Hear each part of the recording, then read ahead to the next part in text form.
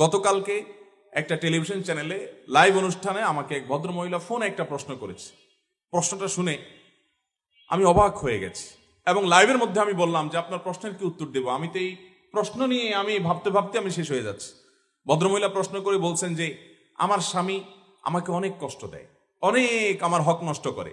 সে বাহির থেকে আসে, এসে মোবাইল টিভি রিমোট নিয়ে বসে, আমার দিকে তাকায়ও না, জিজ্ঞেসও করে না, অসুখ বিসুখ খেলাম কি মরলাম দেখা দেখি নাই, আমার কোনো হক সে আদায় করে না। আমি নামাজ পড়তে গেলেও সে ডিস্টার্ব করে। শেষ পর্যন্ত আমার নামাজ যেতে অসুবিধা হয়, সে 2টা-3টা পর্যন্ত নানান গুনাহের কাজে লিপ্ত থাকে। তো আমার অসুবিধা হয় দেখে আমি যখন তাকে রিকোয়েস্ট করি যে আমার নামাজের সময় অন্তত আমাকে একটু নামাজটা পড়তে দাও, তখন সে বলে তুমি আরেক রুমে গিয়ে শোও। তো ভদ্রমহিলার প্রশ্নের বিষয় হলো, বলতেছে হুজুর আমার জানার বিষয় হলো এই যে আমি আরেক রুমে গিয়ে ঘুমালাম, এতে কি আমার স্বামীর অধিকার নষ্ট করলাম কিনা। আমি বললাম সুবহানাল্লাহ, এত জুলুমের মধ্যে থেকে একজন মুসলমানের চিন্তা হলো যে আমার দ্বারা কোনো জুলুম হচ্ছে কিনা, আমার দ্বারা তার কোনো অধিকার নষ্ট হচ্ছে কিনা, এর নাম মুসলমান। এটা হলো খাঁটি মুসলমানের আলামত।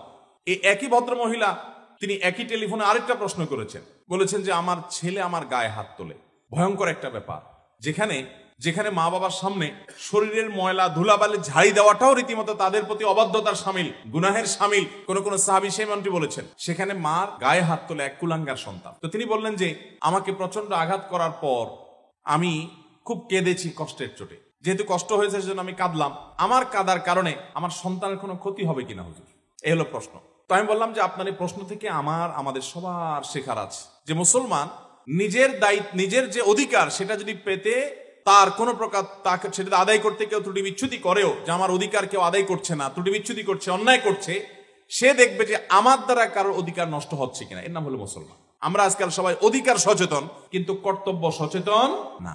ভালো মুসলমান হতে হলে আপনাকে কর্তব্য সচেতন হতে হবে, দায়িত্ব সচেতন হতে হবে, যে আমার দ্বারা কারোর জন্য হক নষ্ট না হয়। চেষ্টা করবো তো ইনশাআল্লাহ। আল্লাহ তাআলা আমাকে আপনাকে আমাদের সবাইকে এটি মেনে চলার তৌফিক দান করুন। এই একটা আরজ আমি রাখলাম আজকের মাহফিল থেকে, আমরা প্রত্যেকের সাথে এই জিনিসটা নিয়ে যাই যে এখন থেকে আমি কারোর কষ্টের কারণ হবে না। সেটা আমার বন্ধু বান্ধব হতে পারে, প্রতিবেশী হতে পারে, মা বাপ তো বটেই, সেটা স্বামী স্ত্রী হতে পারে, সেটা আমার অফিসে কলিগ হতে পারে, পথচারী হতে পারে, বাসে আমার পাশে সিটালা হতে পারে।